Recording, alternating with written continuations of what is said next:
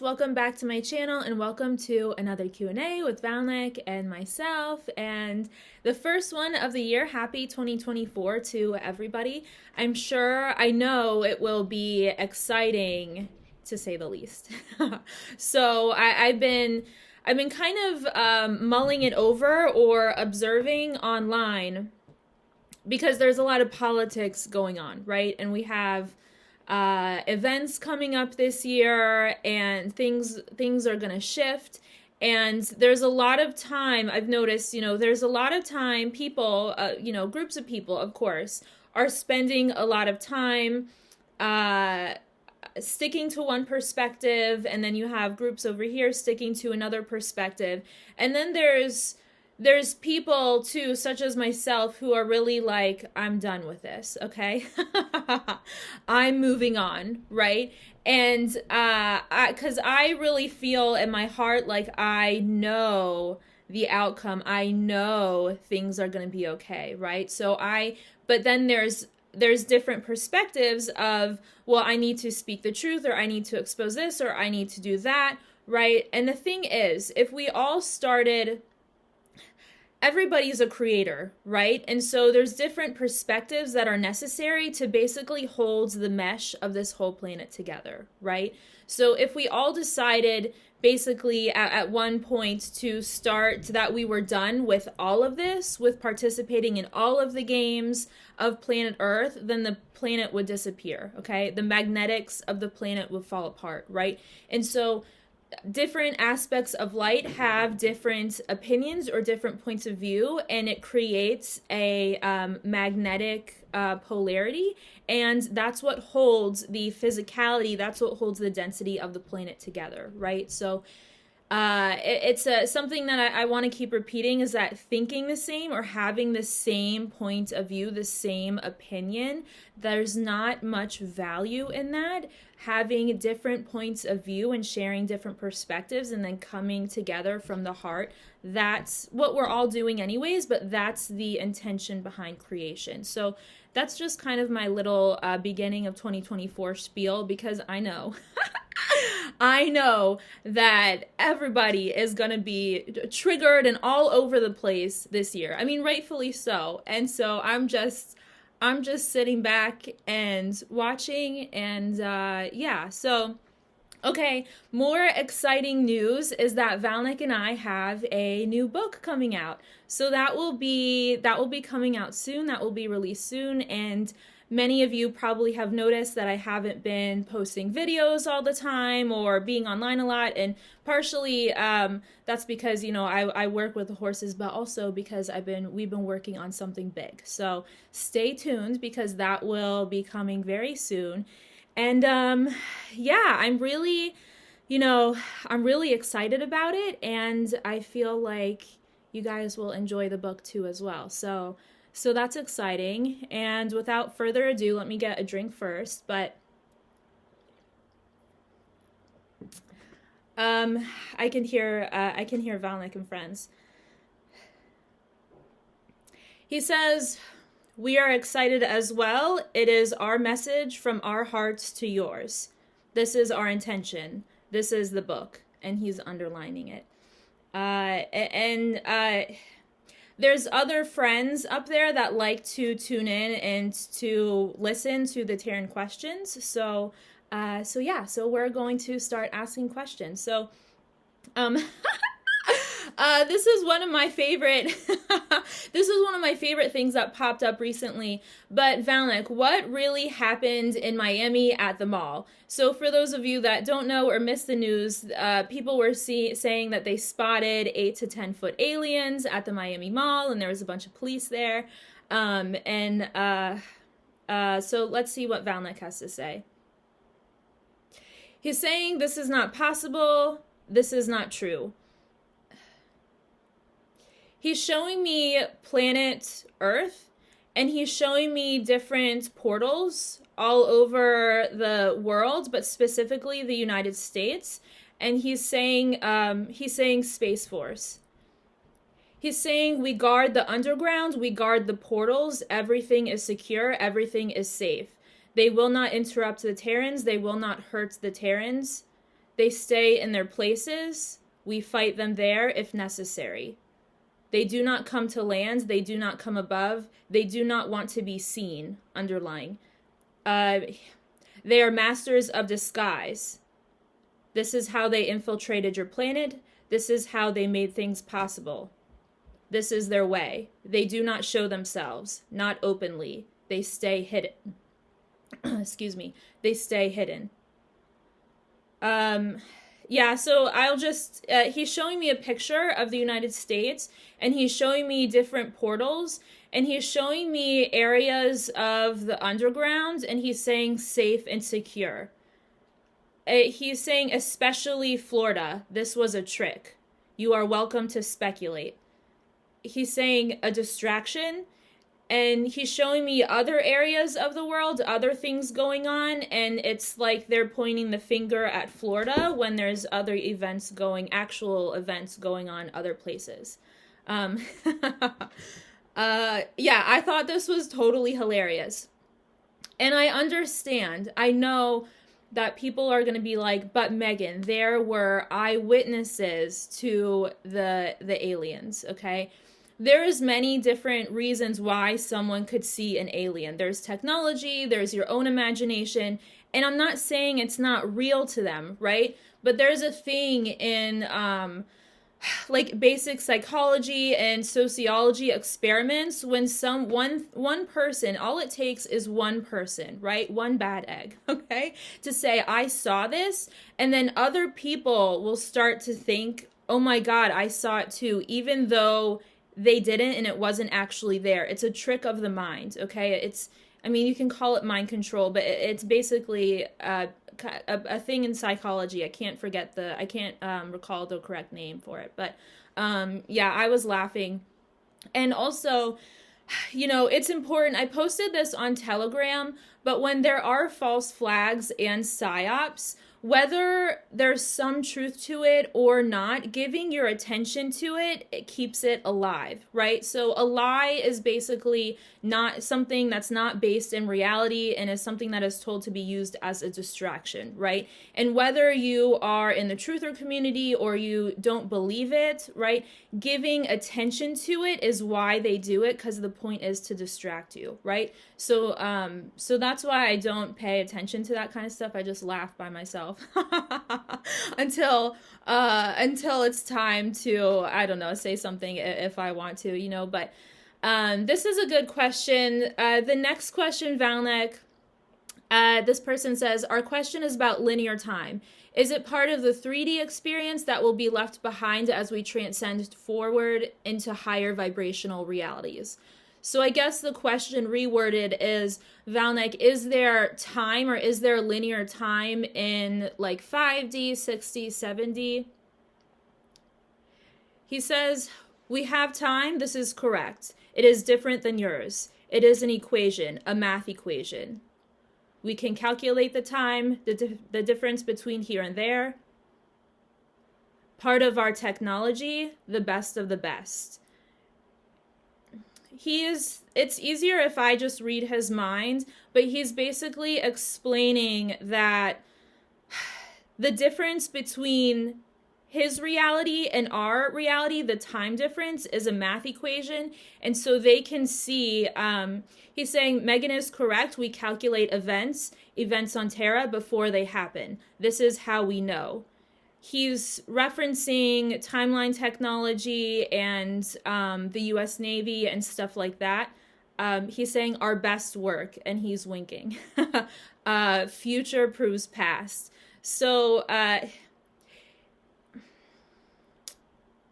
he's saying my supervisor, my colleague, he can see things from afar.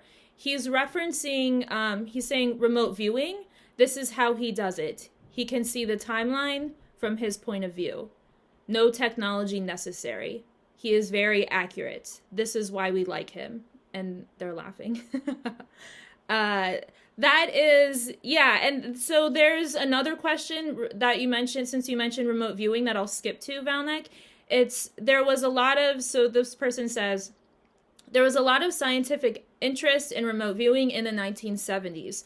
Three-letter agencies ended up disputing its reliability, even though evidence proved otherwise. Many civilians have now learned this scientific remote viewing technique. Can we all develop these skills? Is it reliable and useful? He's thinking. He's saying, I can confirm it is a real skill. The Terrans have this ability. We all do. The reliability, it is up to you. It is up to the Terran. It is up to the person.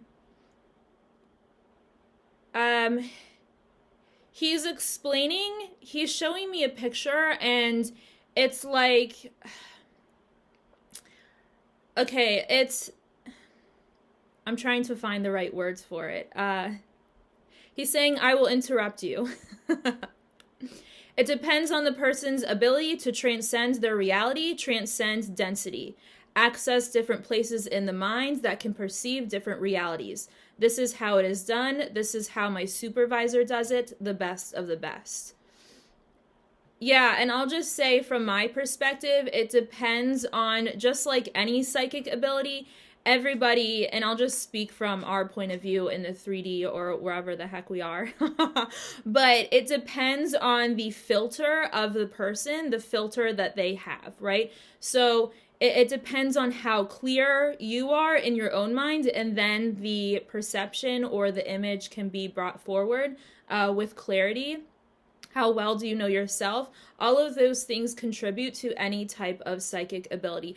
Oh, this is a good question. We've talked about this before, Val Nek, but can people remote view the Galactic Federation of Worlds? Like, can they remote view your ships or your or your space station? He's saying, I can confirm this is not possible. This is dangerous. We have security measures. This does not allow for this. This is a special concern. He's talking with his supervisor. They're showing me different stations. He's showing me different stations around Earth, different stations around the moon, different stations around basically Venus and Mars. And he's showing me, he's saying, stations of the Federation stations. And he's showing me the frequency that is emitted around the stations. It's extremely high, like an extremely high frequency. He's saying above 5D. And our enemy resonates at a lower density, a lower frequency. They cannot raise their consciousness. They cannot see through. Neither can the Terrans. It is not possible. Okay. I guess that explains it. So it's just basically he's showing me the station, and then there's a frequency lining around it, and people, you just can't see in. It's actually like what happens is it's a mirror projection. So when you try to tune in or try to see in, you'll see what you want to see. The only exception to that I can say is if you have if you know someone that lives up there, then they can show you, but it won't be stuff that would be, like it wouldn't be how their technology works. It wouldn't be stuff that would be valuable to anyone that would try to hurt them. Val Nek says, yes, very good. This is correct. He says, many of your people, many of the Terrans, they know us. They have friends from the stars. They have friends above. This is the case. We can show you our ships, we can show you our rooms, but nothing else. This is our business. It is for safety. Yeah, so they can show us like what it looks like, but not, it wouldn't be able, sometimes like remote viewing, people who can remote view also astral travel too. So there's different safety mechanisms or stuff that they have in place. Okay, the next question is the financial system. Can you, Val Nek, can you give us any details about the financial system, how it will come about? I specifically don't spend too much time on this. I like to play I like play games with myself. I'm like, Megan, if you end up, if you end up with nothing, you can just sleep in your horse's stall or in Ruffin's stall. But so I really don't care too much about money, but I know other people do. So, uh, can you give us any details of the financial system, Val Nek? I will show you a picture. This is the best way. He's showing me planet Earth, and he's showing me bricks of gold in all different countries all over the planet. And he says, come together as one. And they will agree on the value of gold. They will all come together. And it says, he's saying one currency, but there might still be different currencies. But see, I can only understand this through how I understand money. But it's like they all have the same value, or they all agree on the value, if that makes sense.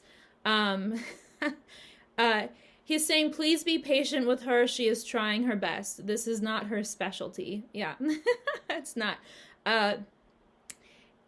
He's showing me internet security systems, and he's showing me monitoring gold, monitoring currency through our systems. Our systems are safe. He is referencing Space Force and how Space Force monitors through satellites the connection, and Space Force is monitoring our financial systems, in other words. That's what I understand.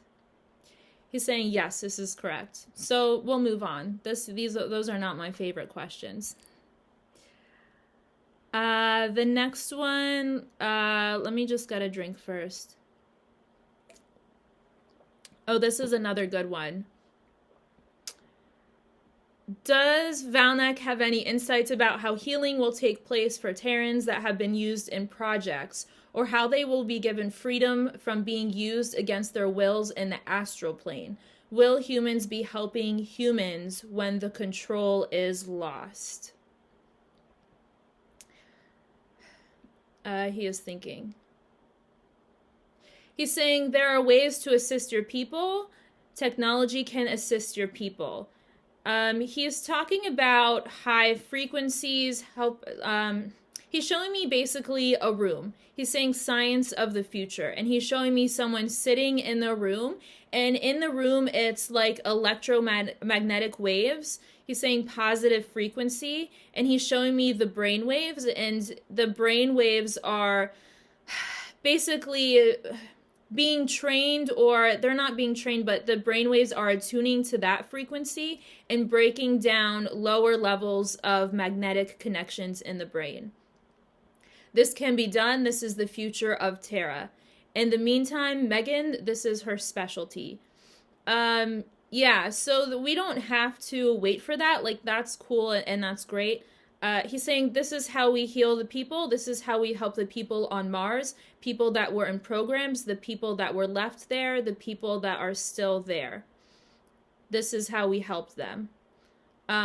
So yeah, on Mars, where there were projects or slaves, like the people that were actually physically there, okay, this is how they helped them. But here, we don't have to wait for that. And there's a spiritual understanding, or there's a way where you can start to bring in your higher levels and start to transcend all of the density and all of the realities and all of the game playing of this plane. So every single person on Earth can do that in the here and now. And the thing is when you say that your consciousness is being taken against your will to be used in the astral plane, right? So your physical body is not going to the astral plane. What you're saying is that your consciousness is going to the astral plane and being used against your will. But the key here is you're projecting your own consciousness to the astral plane or to that place, right? You are light projecting yourself from the sun. So it's a choice, is what I'm trying to say. So, but there's different understandings of the ego brain and different filters, right? So somewhere along the way, your ego or the ego brain decided that something or someone had control over your consciousness, right? And that is something that everybody is trying to transcend. It's a illusion that we created for ourselves because we're light from the sun. So to the idea the idea that anyone could control our consciousness is kind of hilarious when you think about it, you know. I'm not laughing at you. It's just a perception of the ego that is a misperception. It's not true, okay? So as soon as you put the ego out in front of you and expose it for what it is, right? Then it starts to dissolve. Your consciousness, all of you comes back into yourself. All of your light comes back into your body. And it's no longer on projecting itself into the astral plane, reliving a scenario out over and over and over again, okay? So when someone is traumatized, there's a piece of themselves that is left behind in a way. This is really, it's hard to explain, but a piece of your consciousness is left behind. It's not really you, but it can be hard to explain, but it is left behind in that scenario and relives it out over and over and over again because there's you bought into it and you're trying to evolve out of it, right? So as soon as you stop buying into it, or that piece of you stops buying into it, then it comes back and it's no longer. But the choice is yours. So yeah, that's kind of what I have to say about that. Oh, this is a good one. Nobody better embarrass me about my diet up there, but it says, what is the healthiest diet for Terran bodies? Is there a way we can energetically cleanse or purify our foods before we consume them? He is thinking. There are other people in the room there. Actually, there's like a scientist that is visiting, that is one of Val Nek's friends that is knowledgeable of that kind of stuff, so he's asking her what she thinks. He says, I will repeat what she says. Many of the Terrans, they consume toxins that are, he's thinking, toxins that are not good for their genome. These toxins, they poison the people, they change their DNA. It makes them sick.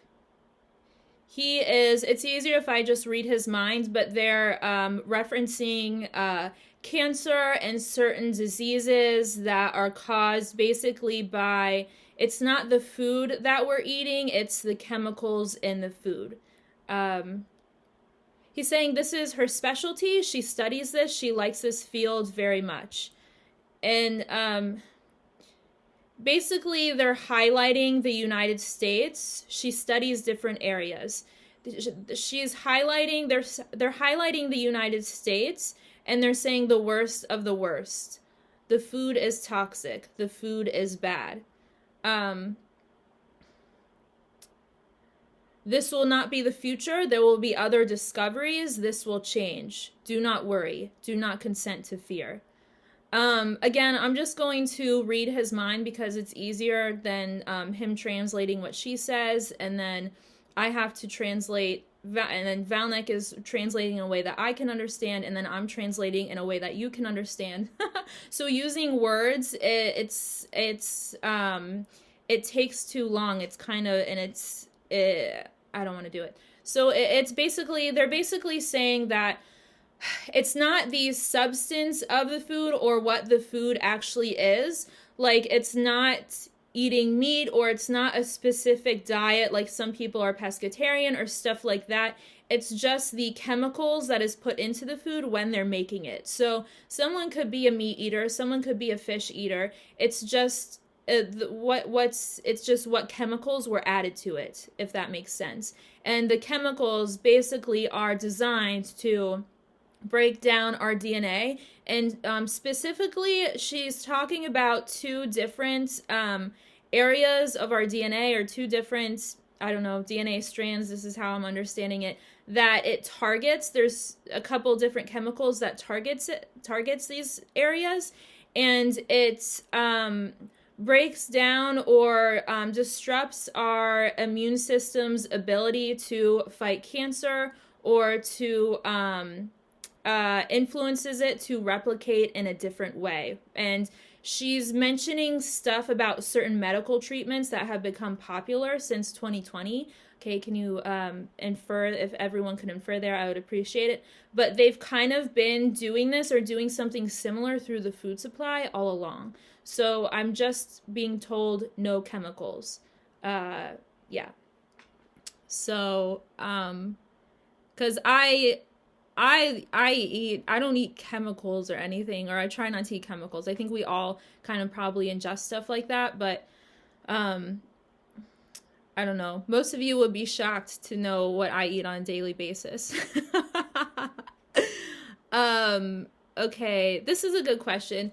Do archangels and angels actually exist? And if so, what is their purpose for being? And can we ask them to help guide and protect us in our daily lives? He says, many of your people give them names. You give them personalities. They are real beings. And he's thinking, he's being interrupted. I will let Megan explain. This is her duty.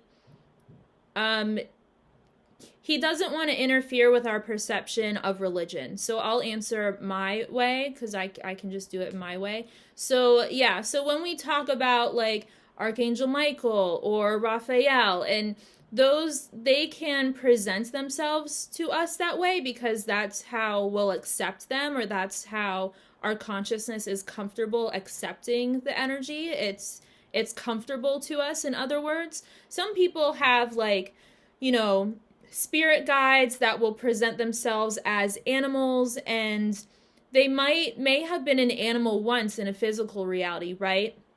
But they are no longer. Like if you have a spirit guide that presents himself as a lion, you know, it's because you feel comfortable communicating with a lion, right? So some of it is when people are connecting to angels, they're connecting in a way that makes people comfortable, or in a way, or presenting them in a way that people can understand, right? But from my view, and there have been times in history where extraterrestrials have visited our planet, and because they came from the sky, we gave them wings and made stories about them, right?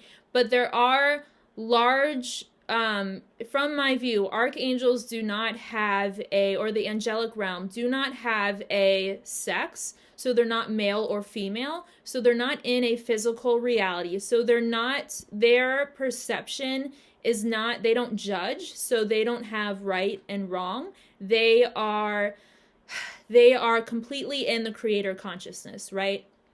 And that's how, and they don't reside in a density, because they're not in the 3D or in the 5D, but they are a consciousness that can go to and from source and visit people and between in the densities, and assist them and give them information and give them help. So yes, you can call on them. You can call on you know, beings such as that, and it will present it in a way you're feeling comfortable, right? But also to note, when you're psychically connecting with stuff, the ego, if you're connecting through the ego is going to present something in a way that you want to hear also, right? So it's just about connecting with the heart first, and then raising your frequency and going from there.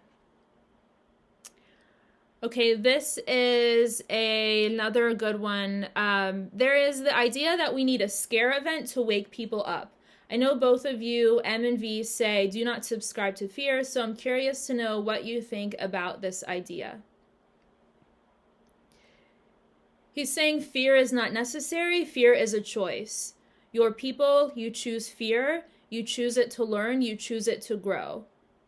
This is your choice. This is not the way of my people, this is not the way of the heart, but you choose it to grow. So that's his perspective. From my perspective, isn't the whole thing a scare event? I mean, pick one. Come on guys, let's pick one, right? I mean, I can't even think of just one event that was, not scary. Um, but it is basically what we're all doing here, and what Val Nek is kind of talking about is we all come into a body, we all have an ego, and then we transcend. Fear can be used as a tool when you're afraid of something. Why are you afraid? And expose the ego and then transcend and grow from it, right? But I think what this person is asking is, there's been rumors or talk or whatever about one event happening that just rocks people's world, and then they say, you know, I'm done with this, or this is BS, or this is not the truth, and I'm gonna wake up. And I don't feel like it's just, my personal opinion is, I don't feel like it's one event. I feel the whole thing is a process. And I feel like there might be one big event or a couple bigger events than smaller events, but I feel like the whole process is for evolution. So it's nothing is, you know, it's not really bad, it's not really good, it just is.